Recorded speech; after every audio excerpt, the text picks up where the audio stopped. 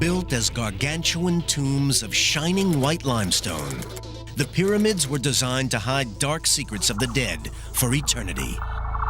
For thousands of years, they have prompted fantastic myths and legends, as well as real and baffling scientific riddles. How were these mausoleums constructed, hundreds of feet high, true to within inches? Why was a nation devoted to housing its dead? Who were the men who hauled billions of tons of stone? Now, science is beating down the pyramids' defenses, shattering ancient myths, and revealing the truth. The pyramids of ancient Egypt stand like giant sentinels watching over the city of Cairo. Built more than 2,000 years before the birth of Christ, these stone giants continue to mystify and captivate archaeologists seeking to understand their origins and purpose. I think Egypt has such a grip on us because they had access to stone, and with that stone, they built the world's first skyscrapers. There's something about us that we see in that. The pyramid builders left no record of how they erected these massive superstructures, and thousands of years of myth and legend have hidden their real purpose. The only clues are the pyramids themselves. Scientists must study the stones to discover how these extraordinary buildings were constructed, and to learn who built them using simple, primitive technologies. These are very sophisticated monuments. The Great Pyramid is the high-tech of antiquity. The scale of the achievement is astonishing. The Great Pyramid is 481 feet tall and is made up of 2.3 million blocks, some weighing as much as 50 tons. The whole structure weighs almost 6 million tons. That's the equivalent of 16 Empire State Buildings. For 38 centuries, it was the tallest building on Earth. What's more, it's an incredibly precise piece of engineering. The 755-foot sides vary in length by less than 2 inches. It's not just the exterior building that's extraordinary. Inside is a complex of passageways and chambers built from one of nature's hardest rocks. The stonework is so precise that even a credit card cannot slip between the blocks, all constructed by a people who hadn't discovered the wheel. The accuracy of the Great Pyramid is something that makes me stand in awe. The first Egyptologists tried to blast their way to the truth with dynamite. They forced their way into the pyramid's secret chambers. But they may have destroyed more than they uncovered. Dynamite especially might have obliterated clues left behind by the ancient Egyptians, telling us more about the pyramids or how they were built. Now archaeologists are using the latest technology to search for wonders hidden deep within the stones. I really actually believe that the burial chamber of that king is still hidden inside the pyramid. But for other archaeologists, it's the buildings themselves that are the true wonder. The greatest mystery about the pyramids is not secret chambers, it's how the Egyptians managed to build them with the technology they had.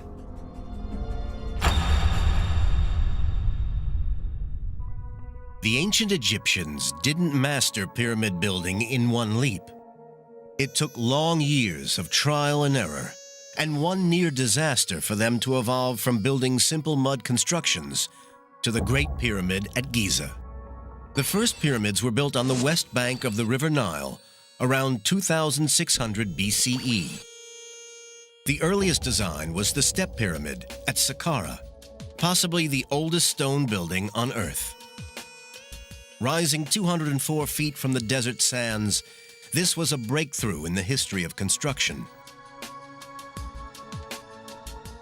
It didn't have smooth sloping sides, but instead rose in a series of levels or steps. The first flat-sided true pyramids were built 60 years later by the pharaoh Snefru. His son Khufu built the Great Pyramid, the first and largest of the 3 pyramids at Giza. And then, a series of smaller, highly decorated pyramids were built at Saqqara. How the Egyptians built these giant superstructures using the simple technology of the time is an ancient mystery. The first challenge was to survey the site and mark out the pyramid in the correct alignment. They chose the site with care to ensure that the bedrock was capable of supporting many millions of tons of limestone. The ancient architects then marked out the building so that each side was aligned to the points of the compass: north, south, east, and west.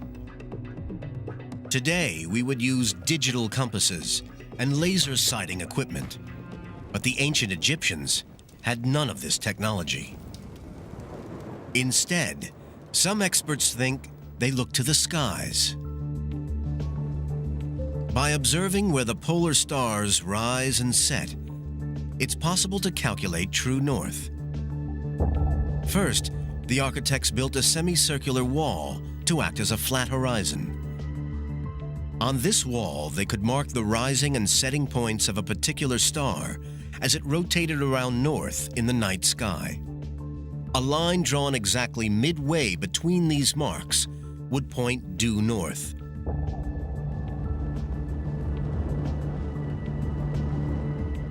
Using just this low-tech method, the Great Pyramid was aligned with breathtaking accuracy.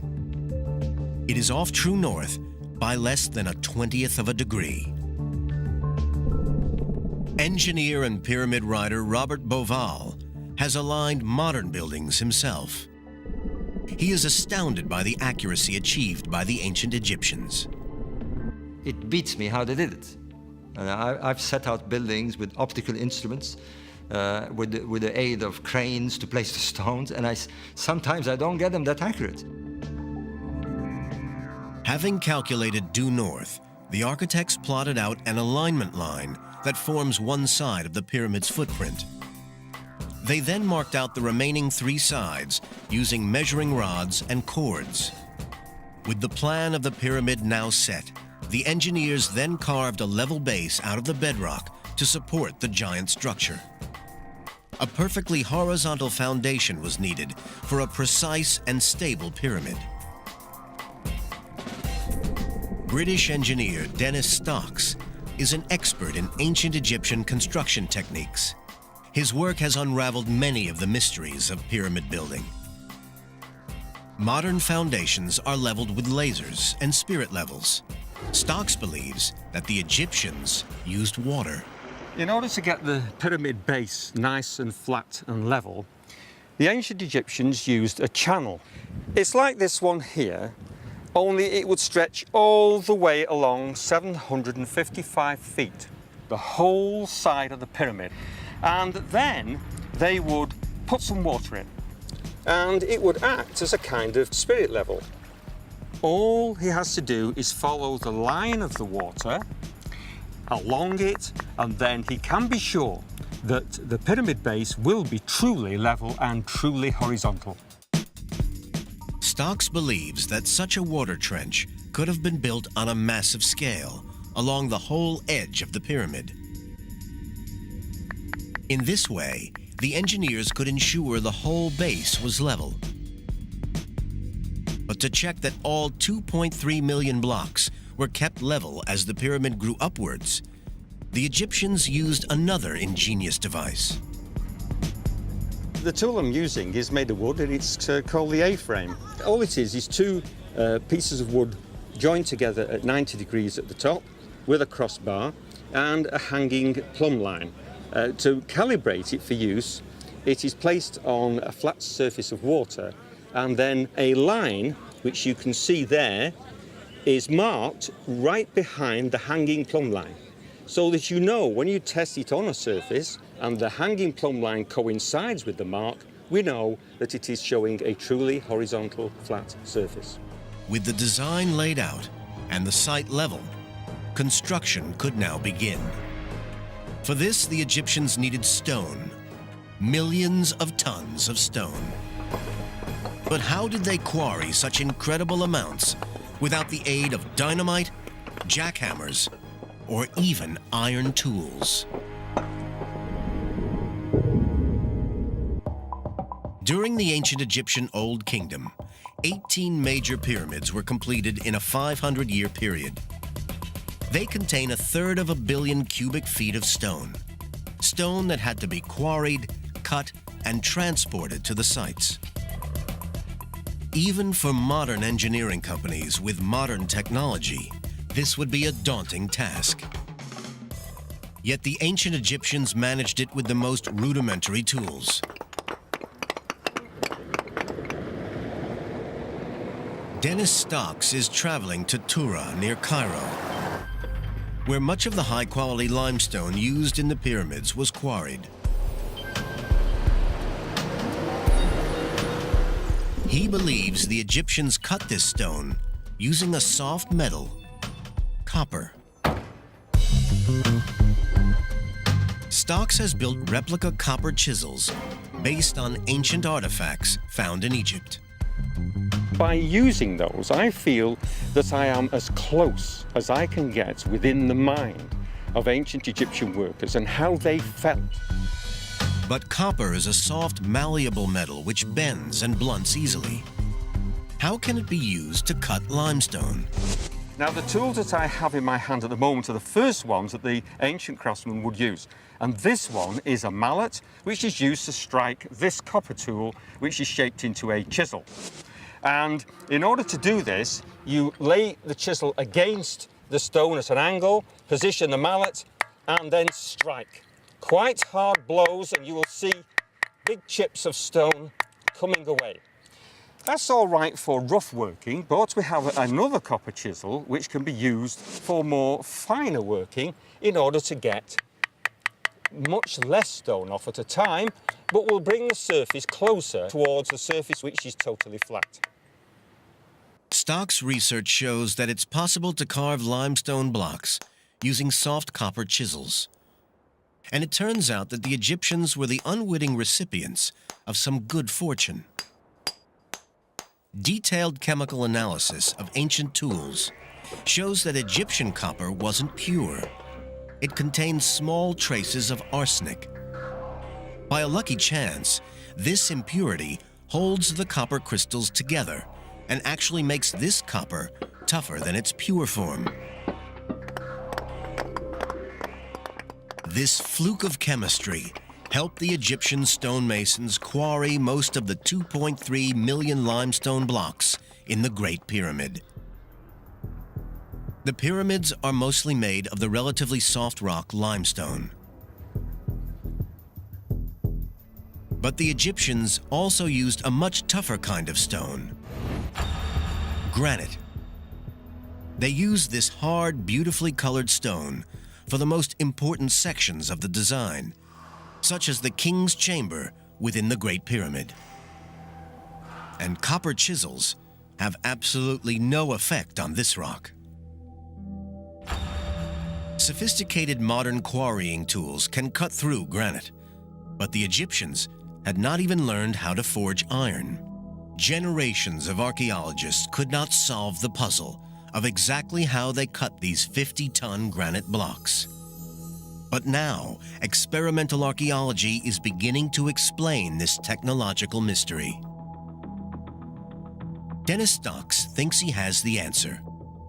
He believes the Egyptians did use copper saws. And not just ordinary saws. They didn't even have teeth. This material here is very hard granite.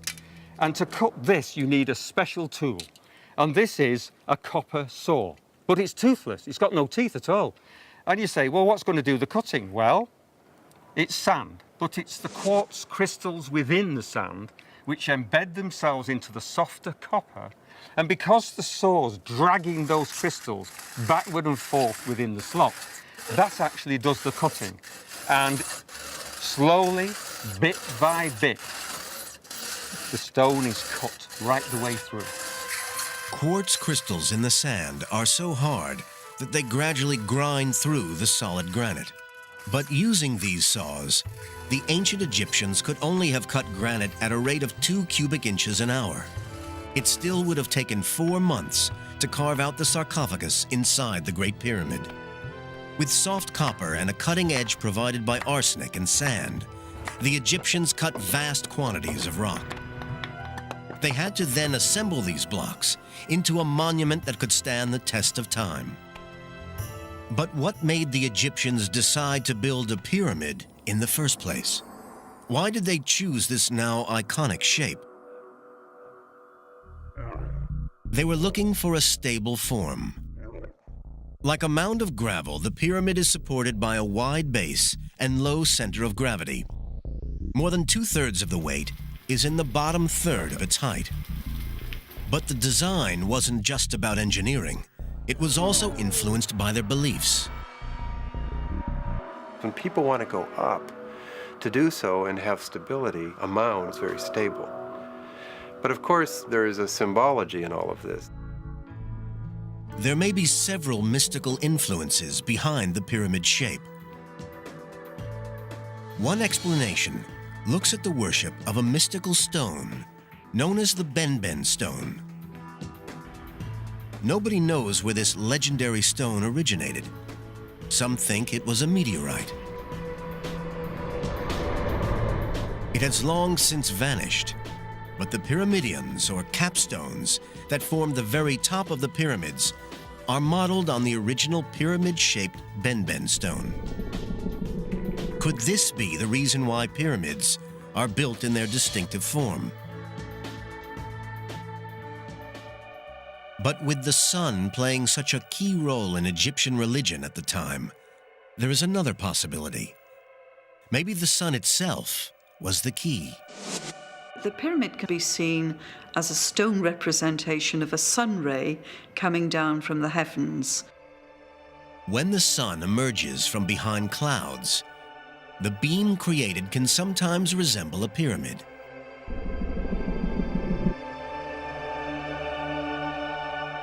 So a stone representation of a sunbeam is a possibility. But perhaps it was simply the pure geometrical form of a pyramid that appealed to the Egyptians.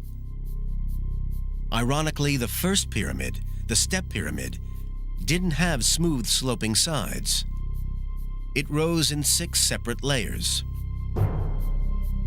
It was Pharaoh Snefru, the pioneer of pyramids, 60 years after the Step Pyramid was built, who created the first smooth-sided, true pyramid. This was a radical new concept, and its success would rest on a critical engineering decision. At what angle should the sides rise? The steeper the angle, the taller and heavier the pyramid would be. If they made it too steep, it might be too heavy for the foundations. Snefru's architects settled on an angle of 55 degrees. At first, things went well, but halfway through construction, cracks began to appear in the pyramid's internal chambers. According to a survey by Italian archaeologists Maraggiolio and Rinaldi, the pyramid is built on soft, slaty clay. Only the edges rest on a solid stone foundation. As the pyramid rose, this soft core sank under the weight.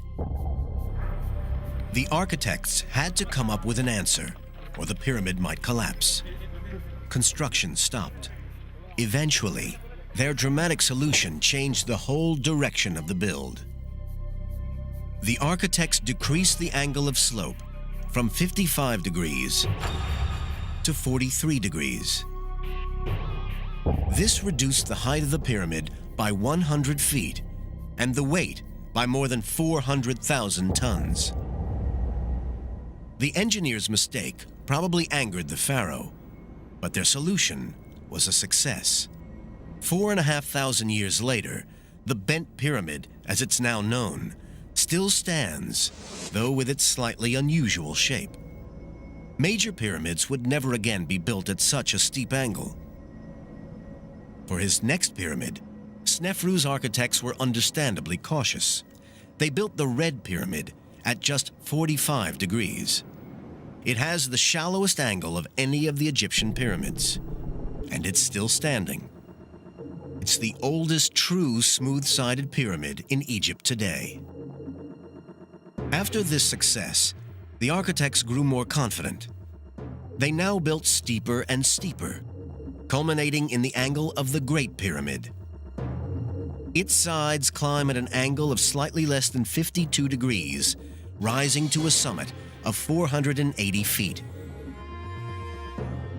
But how did they manage to maneuver 2.5-ton blocks to such an incredible height without the crane or the block and tackle? It was a challenge to the ancient Egyptians and still remains a mystery to modern archaeologists. Egyptologist Mark Lehner has spent 30 years studying the pyramids hands-on. My approach to the question was, where are the quarries? What kind of a ramp can you get from the quarry to the pyramid in a functional slope? Lehner and almost all Egyptologists believe that some kind of ramp was used to raise the stone blocks. The type of ramp remains a mystery. Did they approach the pyramid straight on? Zigzag up one side? Or spiral around it? It's not a problem that's been totally solved, and I've given my suggestions. I've tried to base them in the landscape, but a lot of it is still inference.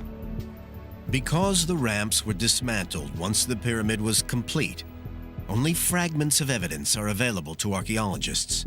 But it was ramps and sheer muscle power that allowed millions of blocks to reach the summit. Once in position, the builders faced a new task. The blocks had to be fitted together. Surprisingly, in such a precise build, a large proportion of the internal stones were just roughly finished.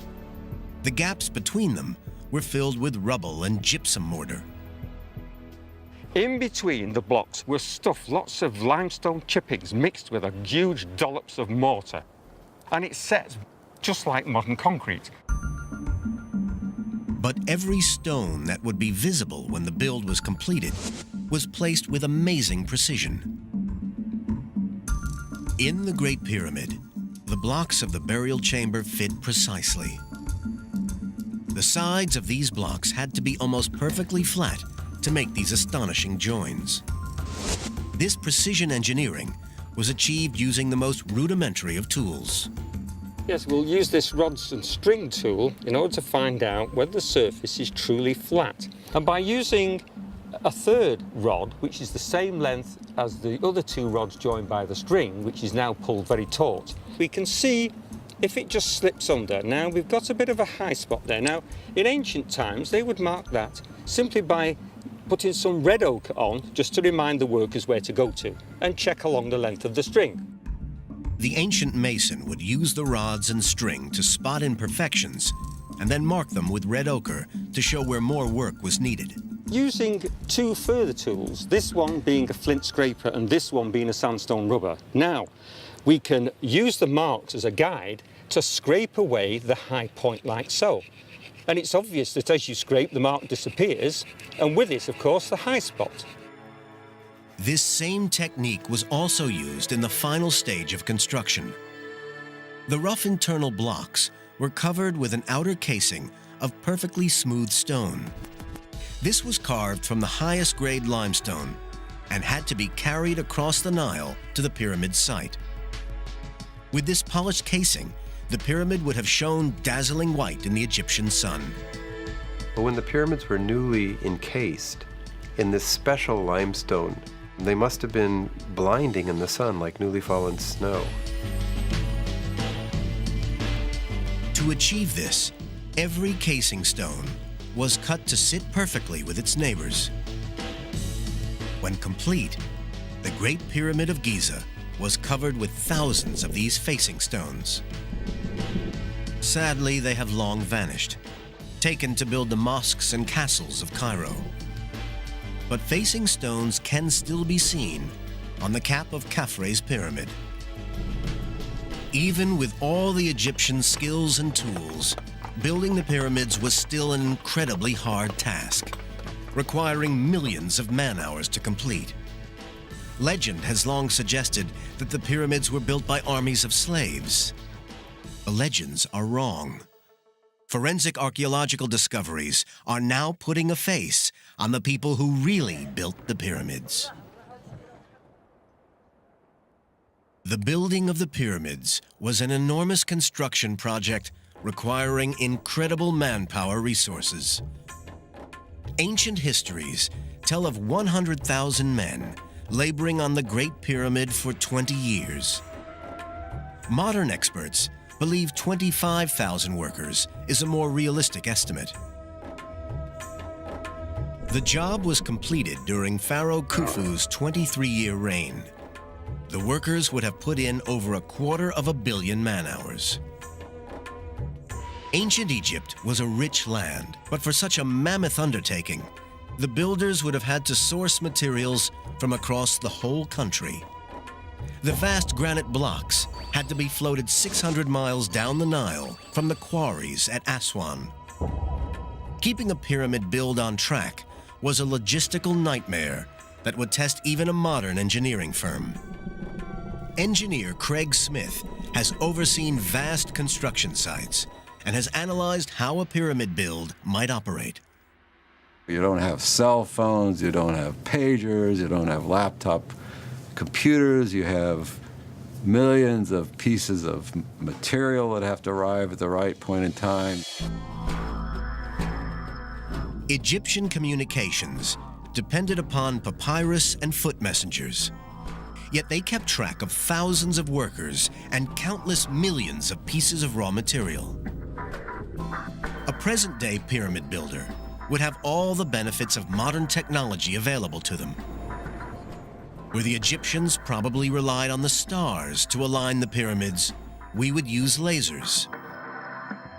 Where the Egyptians used simple ramps, we would use giant tower cranes to raise the blocks.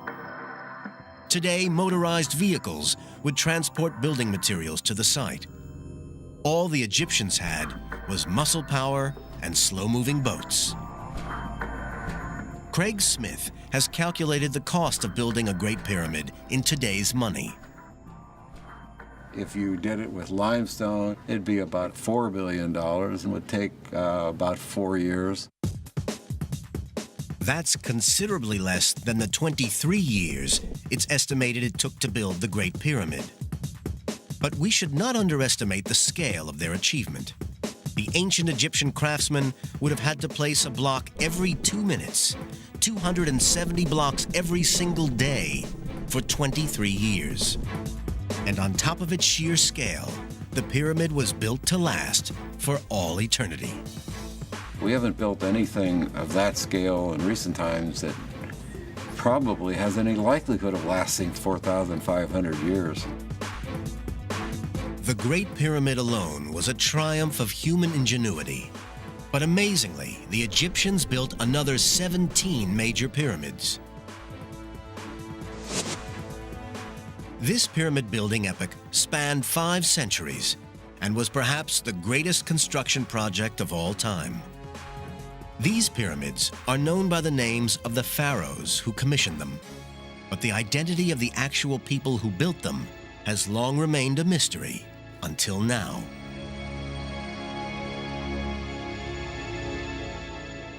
It was thought that the pharaoh would never have forced his own people to toil for year after year constructing the pyramids. Instead, it was believed that they were built using slave labor, possibly the Israelites. In recent years, archaeologists have excavated the areas around the Giza pyramids. Their finds have radically changed the theories on who built the pyramids. Renowned Egyptologist Dr. Zahi Hawass has discovered the tombs of the actual pyramid builders. Dr. Hawass was surprised at the elaborate nature of these tombs. They do not look like humble burial grounds for slaves. If the people who built the pyramids were slaves, they will never be buried in the shadow of the pyramid. If they were slaves, they will never prepare their tombs for eternity, like kings and queens. Dr. Hawass's work is finally letting us see pyramid construction from the workers' perspective. Before our discovery, you know a lot about kings and queens, but you know nothing about the people who really worked in building the pyramid.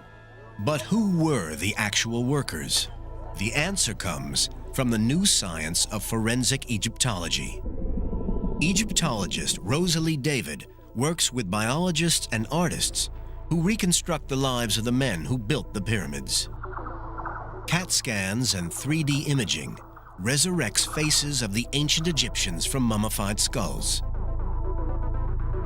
This is the reconstructed face of an Egyptian who lived thousands of years ago.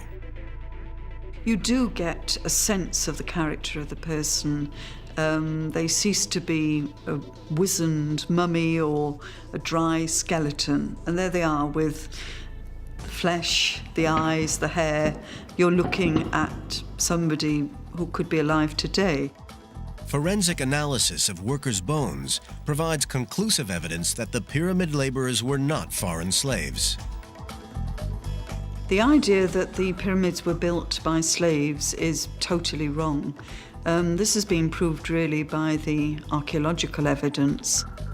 So all the studies on the bodies show that they are Egyptians. They're not from overseas.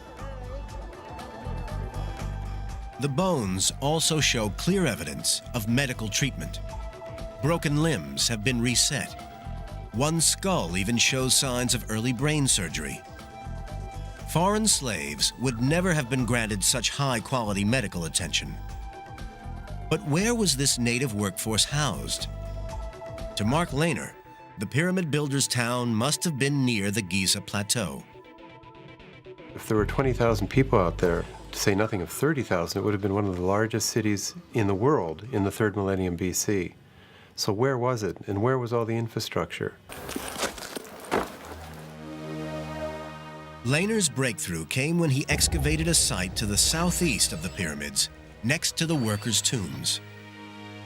Everywhere we put down an excavation trench, we find large, substantial mud brick walls, evidence of an ancient settlement. The layout of this long-hidden town exposes more and more about the lives of the pyramid builders. Well, the footprint of this lost city tells us something about how they organized their society in this very early period when they built pyramids. Feeding the workers may have been the biggest organizational challenge, and Lehner's team has found evidence that the craftsmen were well catered for. From remains found on the site, it's clear that the pyramid builders received generous rations, including beer, meat, and fish. They were very well organized, they were well fed, they were looked after because they were very important. But it appears that the middle management may have been even better looked after. They were eating a lot of meat, sheep, goat, but especially cattle. They ate very well, but we're seeing that some people on the site ate better than others. Mark Lehner believes that this core of professional craftsmen and officials were kept on site. But the hauling of the blocks was carried out by villagers who came to work on the site for a few months or years. For these unskilled workers, pyramid building was a bit like military service. This was an army mobilized from the length of Egypt, but they came to build rather than to fight. What really fascinates me about the pyramids is not so much the king or the little man in the trenches, but the whole human network that could create something like the Great Pyramid of Khufu. But what drove the ancient Egyptians to dedicate so much energy and manpower to the pyramids? Why were thousands of men brought from across the country to labor on this site? These questions have intrigued archaeologists as they try to solve the third great mystery of the pyramids. What were they for? Back in medieval times, It was thought that the pyramids were the giant granaries of the biblical character Joseph. But most modern Egyptologists believe that they are tombs for the pharaohs. The largest and grandest tombs ever built. Although centuries of tomb raiding means that no remains of a pharaoh have ever been discovered inside a pyramid. And no mummy was ever found in the so-called burial chamber of the Great Pyramid of Khufu. Dr. Hawass, however, is convinced that there is enough written evidence to prove the pyramids were built as tombs for the pharaohs. There is lots of evidence in inscription, in literature, that telling us that this is a tomb for the king. But a tomb for a pharaoh was more than just a resting place for his body. Deep within some pyramids is evidence of another, more magical function. These tombs were built as gateways to the stars. The ancient Egyptians poured resources and manpower into building the pyramids, the greatest stone monuments on the planet. It's believed that they were built as tombs, but their true importance to both the pharaoh and Egypt itself remained hidden. For centuries, these silent giants kept their secrets until a discovery made by pure chance. In 1879, a workman was passing one of the later Saqqara pyramids at dawn when he saw a jackal. The beast seemed to be taunting the workman, almost asking to be chased.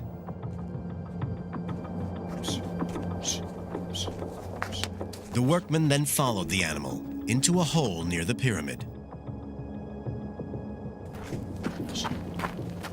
To his surprise, he found himself in a chamber. Lifting his lantern, he saw that the walls were covered with hieroglyphs. These ancient sacred writings had been hidden for thousands of years.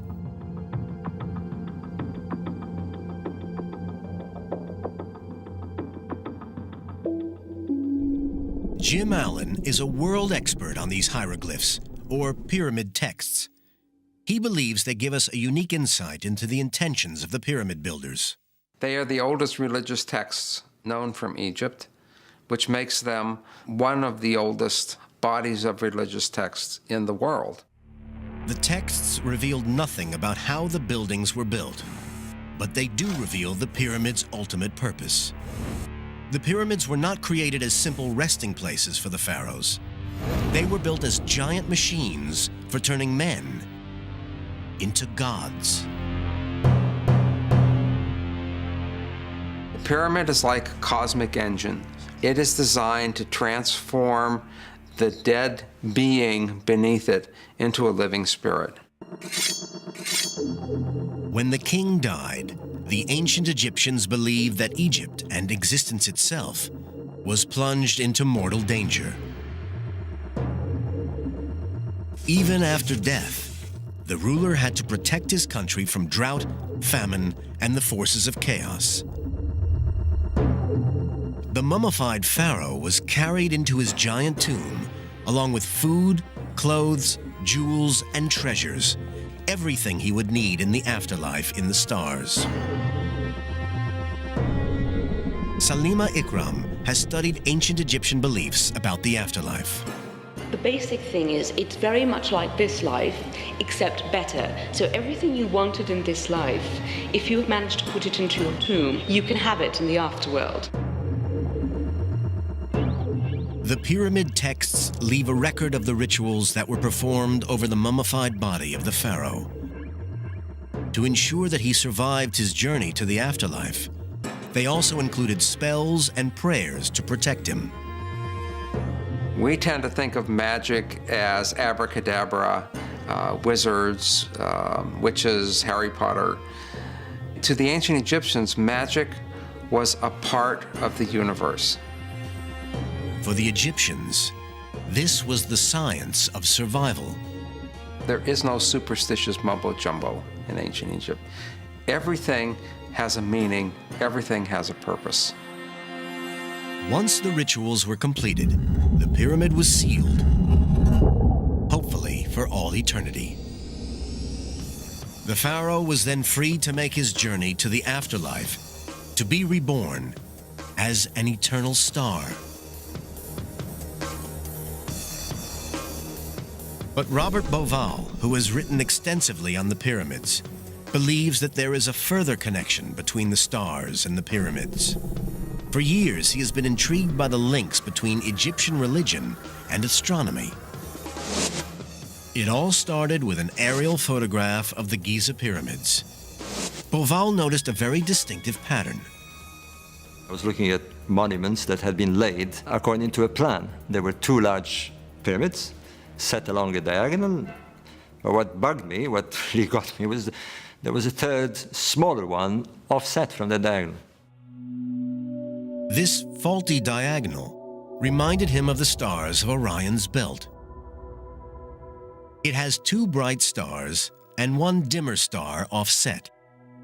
The relative sizes and positions of the three Giza pyramids seem to match those of the three stars. For some Egyptologists, Bauval's theory is just a coincidence. If you look at the stars in the Orion constellations, you'll find that they do not fit with all the Old Kingdom pyramids at all. You'll find maybe very few with computer you can really match this. Dr. Hawass argues that many other stars in the Orion constellation do not match the layout of any pyramids on the ground. But to Robert Bauval, the correspondence was clear evidence of an astronomical master plan, explaining the layout and design of the major pyramids. You cannot deny the fact that there are three stars that look like the plan of the pyramids. Two large ones, small one, offset. Two large pyramids, small one, offset. That is a fact. It's a fact. What isn't a fact is whether it is a coincidence or not. For Bauval, there is another piece of compelling evidence within the overall design of the pyramids that backs his astronomical theory. There are four narrow shafts built into the structure of the Great Pyramid. Just 8 inches wide, they climb upwards through the solid stone interior from the king's and queen's chambers toward the surface for over 200 feet. They were carefully built into each layer of stones as the pyramid rose. These stone shafts may hold clues to some of the last remaining mysteries of the pyramids. Originally, it was thought that the shafts were designed as air vents to bring fresh air into the pyramid for the workers toiling inside. However, for Bauval, these shafts are far more significant. As he examined their orientation, he felt he was cracking a secret code, a code built into the very structure of the pyramid. But it was exciting to realize that I was beginning to listen to the silent language of the pyramid. Bauval believes each of the 4 shafts running through the Great Pyramid is built to point directly toward a major star. What's more, each of these stars is critically important in the ancient Egyptian religion. One of the southern shafts points toward Sirius, the counterpart of the goddess Isis, while the other points to Al-Nitak, one of the stars in Orion's belt.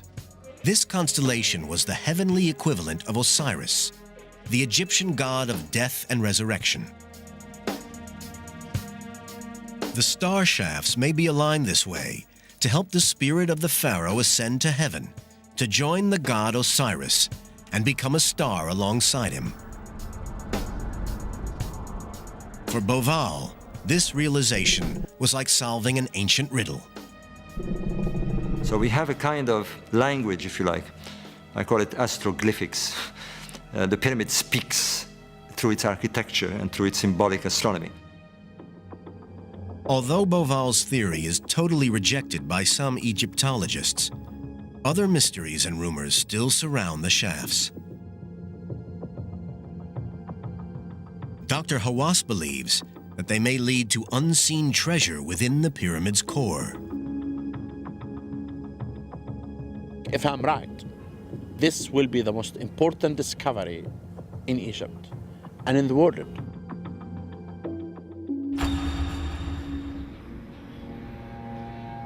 The Great Pyramid at Giza contains a complex of shafts and chambers. Researchers have already discovered 3 possible burial chambers linked by corridors, including the magnificent Grand Gallery. But in recent years, interest has focused on 4 mysterious shafts that run from the King and Queen's chambers toward the surface. These narrow channels are surrounded by rumors of hidden chambers and astrological links. In the 1980s, a French team studied the structure of the Great Pyramid using microgravimetric techniques which detect variations in the density of objects. Their study identified several areas of differing density, suggesting that there may be undiscovered chambers near the top of the pyramid. In 1993, Dr. Zahi Hawass worked with a German robotics team to explore the shafts in the Queen's chamber. What they discovered rocked Egyptology. After 200 feet exactly, the robot was stopped in front of a door with 2 copper handles. The southern shaft was sealed by a solid limestone slab, which blocked the robot exploring further. In 2002, a different team went back with a more advanced robot. It carried drilling equipment designed to cut through the limestone panel. Remote sensing techniques, similar to those used to find earthquake survivors, had revealed that the slab was only 3 inches deep. The robot climbed up the narrow shaft and drilled a small hole, just big enough for a tiny camera to pass through. What the camera revealed was totally unexpected. Another limestone door across the shaft. For some observers, it was a bitter disappointment. But for Dr. Hawass, this was still an important find. We are not looking for the doors of Alibaba and the 40 thieves. We are looking for archaeology. Then anything that you discover inside the pyramid, it's a major discovery. Behind this second door is a region of the pyramid unseen for over 4,500 years. Dr. Hawass believes that a hidden chamber may lie behind the limestone slab. He is now ready to go back inside the Great Pyramid and believes he may find the ultimate archaeological prize. I still believe that the burial chamber of Khufu is still hidden inside the pyramid, that we're going to go through the first door and the second door to find out what is the mystery behind them. If Dr. Hawass uncovers the tomb, it could be the greatest find ever, greater even than the discovery of the tomb of King Tut. Here may lie the last mystery of the pyramids, the final resting place of Khufu, one of the greatest of pharaohs. Sealed since the day when the pyramid was finally completed and stood gleaming in the desert sun. The Great Pyramid is the only wonder of the ancient world left standing. Its polished stone casing has long gone, and it has lost 30 feet in height since it was built. But even at that rate, it might take another 65,000 years before it disappears from the skyline. The pyramids stand as a testament to the extraordinary skills of the people who built them. They tower over history itself, truly among the greatest achievements of mankind, past and present. They stand there against all the odds after thousands of years, and they trumpet immortality. As the ancient Arab proverb says, man fears time, yet time